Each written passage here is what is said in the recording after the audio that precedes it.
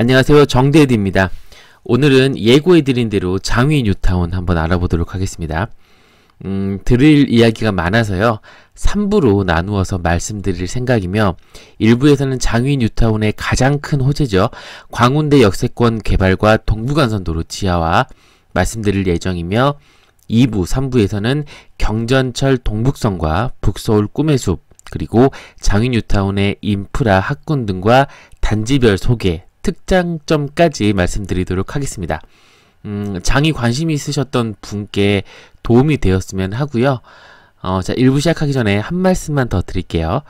원래 제가 연결되는 내용은 1부, 2부, 3부 각각 이렇게 시간 간격 최소화 해가지고 연이어서 업로드를 하는데요. 제가 마침 내일부터 여름 휴가라 1부는 오늘 올리고 2부는 바로 올리지는 못하고 휴가 다녀와서 올릴 수 있을 것 같아요. 조금만 기다려주시면 재충전하고 와서 더 좋은 컨텐츠로 유용한 정보 드릴 수 있도록 하겠습니다. 자, 이제 진짜 시작하겠습니다. 자, 장위 뉴타운은 이 지역입니다. 성북구 장위동이고요.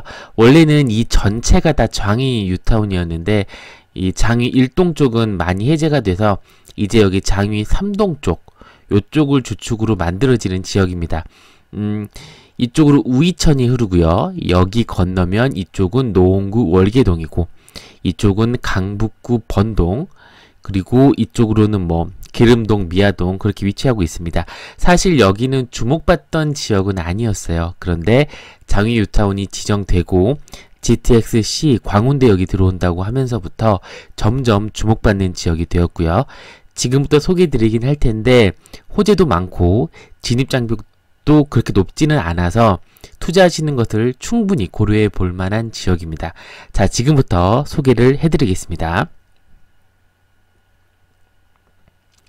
자, 먼저 광운대 역세권 개발입니다. 광운대역은 크게 이 민자역사 구간과 이 물류시설 구간으로 나누어지는데요. 이 민자역사 구간은 약 9만 제곱미터, 물류시설 구간은 약 15만 제곱미터나 되는 큰 규모의 그런 지역입니다. 원래 물류시설은 1939년도에 개설돼서 이 동부권의 물류를 책임지고 있었는데 예전에 지어진 거라 시설이 노후화되면서 분진, 소음으로 주민들에게 피해를 주게 되었고 또 이 물류기지 때문에 동서간 교류가 안 돼서 지역 발전을 저해한다는 그런 지적도 잇따랐습니다. 그리고 GTX-C가 광운대역으로 들어오면서 그에 맞게 철도 역사 재정비도 필요했고요. 그래서 서울시는 코레일과 함께 사업 우선 협상 대상자를 선정하였고 사업 협약도 체결 완료하였습니다. 그리고 서울시는 올해 하반기까지 사전 협상을 마무리 짓고 내년 상반기 관련 행정 절차를 거쳐 이르면 2021년 착공을 추진할 계획입니다. 자, 그러면 어떻게 개발이 되는지 알아보겠습니다. 서울시가 본 광운대역 일대의 단점은 이런 일자리나 경제 활력이 낮다. 보시면 노원구가 상당히 낮죠. 그리고 동서지역 간 단절, 또 교통정체, 그리고 문화생활 인프라가 부족하다. 이렇게 3개였습니다. 그래서 개발 방향은 크게 신경제 중심지를 조성하고 그러니까 자족 기능 강화한다는 거죠. 그리고 이 지역 간 연계를 통한 생활환경 개선, 그간 물류센터로 단절되어 있었으니 연계를 시킨다는 것이고요. 또 세 번째로 지역자원을 활용한 지역발전, 여기에 대학들도 많고 중랑천, 공원, 경춘선, 숲길도 있죠. 이런 거 활용한다는 겁니다. 구체적으로 알아볼게요.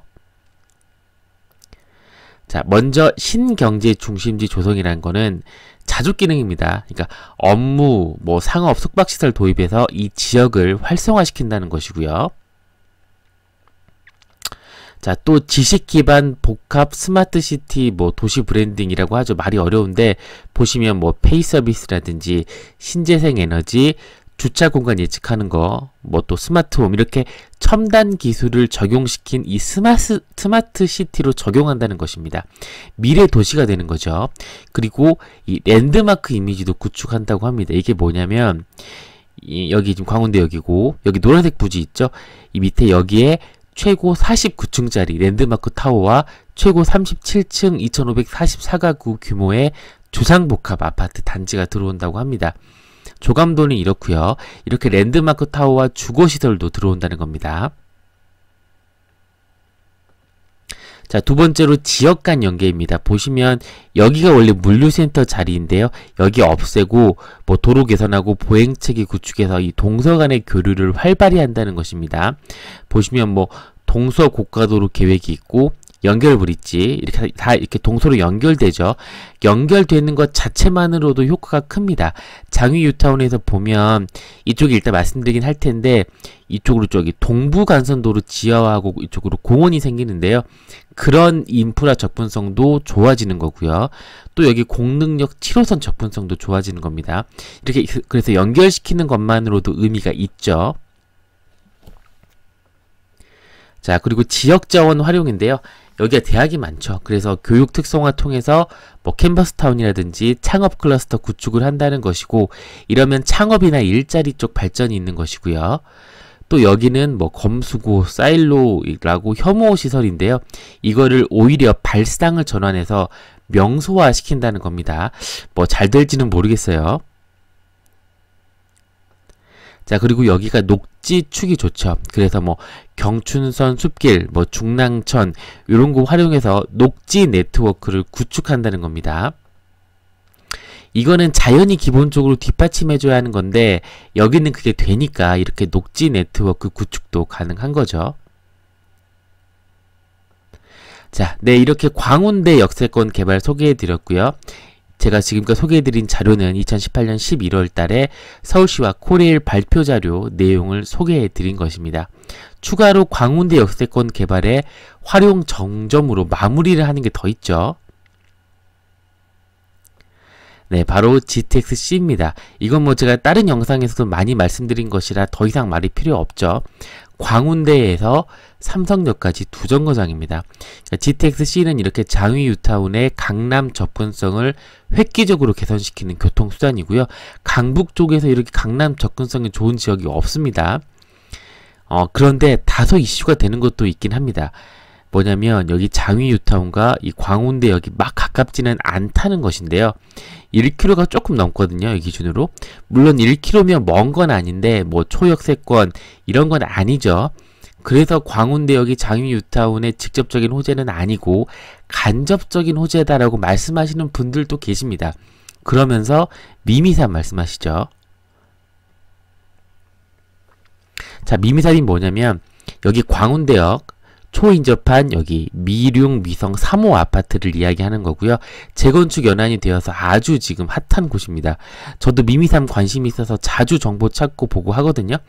미미삼은 용적률도 낮은 편이고 대지 지분이 좋아서 사업성이 좋습니다. 그리고 호재가 많은 여기 광운대역 초역세권이고 통합 재건축 시 세대수라든지 뭐 강북을 앞으로 대표할 단지가 될 것이 분명합니다. 그런데 미미삼의 단점은 속도입니다. 언제 될지 몰라요. 재건축에서 가장 중요한 게 속도거든요. 자, 미미삼은 이렇게 말씀드리고 싶습니다.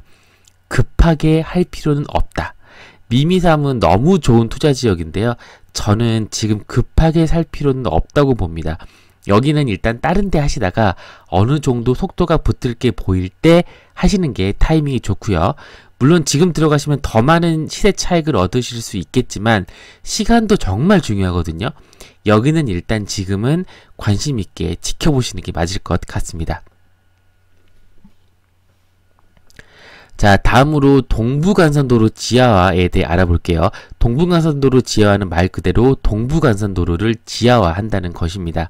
동부간선도로는 지도 보시면 여기 이 중랑천 옆쪽으로 위치해 있습니다.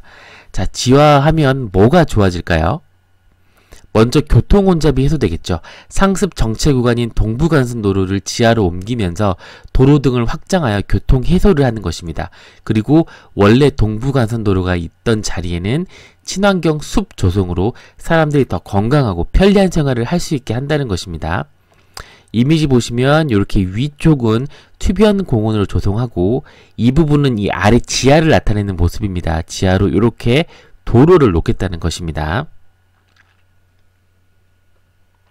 자, 그럼 구체적으로 어떻게 지하화를 하는지 살펴보죠. 동부간선도로 지하화는 크게 두 가지 도로로 나누어집니다. 여기 파란색 부분 유료인 민자터널과 여기 빨간색 부분 무료인 재정터널인데요. 중랑천이 여기에 있고 이 민자터널은 아래로 더 깊게 들어가고요. 재정터널은 약간 오른쪽에, 그러니까 민자터널보다는 조금 높은 위치의 도로를 만들도록 계획되었습니다. 민자터널 먼저 보면요. 민자터널은 유료로 운영되고 삼성에서부터 월계 1교까지 구간입니다. 병렬터널 4에서 6차로로 구성되고요. 여기서 병렬터널이 뭐냐면 이렇게 두 개를 놓는 형태를 말합니다. 총 길이는 10.4km고요. 깊이는 지하 40에서 60m 깊이로 들어가죠. 소형차 전용의 장거리용으로 만든 도로입니다. 그러니까 고속화도로 아시죠? 돈 내고 빠르게 이렇게 쭉 가는 그런 용도입니다. 2025년까지 공사 기간입니다. 자, 그리고 재정터널 볼게요. 재정터널은 무료로 운영되고요.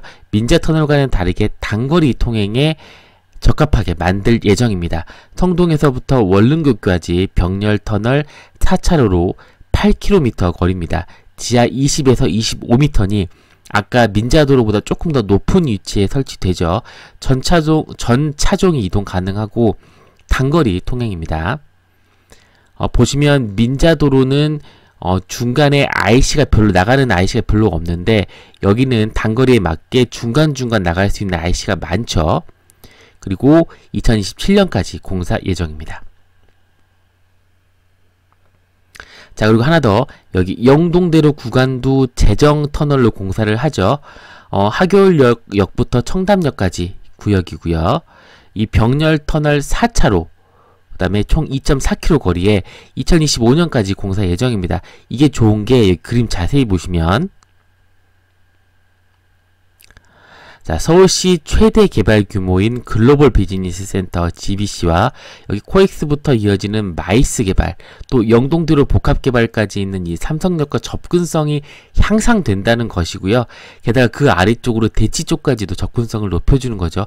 이런 강남 핵심 지역을 연결해 주는 거는 장위 뉴타운의 큰 호재로 작용하죠. 자, 이렇게 동부간선도로 지하가 되면 어떤 효과가 있을지 한번 볼게요. 먼저 강남에서 의정부까지 24분으로 40분 단축되는 효과가 있고요. 고용료가 5만 명, 생산 유발료가 5조 255억이라고 합니다. 경제효과는 7조, 연간은 2030억, 게다가 지하화된 그 위에 수변공원이 탄생하고 중랑천 숲이라는 221만 제곱미터 여의도 공원 10배 면적의 공원이 탄생하는 거죠. 이렇게 동부간선도로 지하화는 서울 동부권에 매우 큰 파급 효과가 있고요. 동부간선도로를 가깝게 이용 가능한 장위 뉴타운에도 큰 호재로 작용할 것으로 보입니다. 자, 지금까지 광운대 역세권 개발과 동부간선도로 지하화에 대해 말씀드렸고요. 저는 2부에서 또 다른 장위 뉴타운 모습에 대해 소개해 드려 보도록 하겠습니다. 휴가 잘 갔다 올게요. 2부에서 뵙죠. 정대리였습니다. 감사합니다.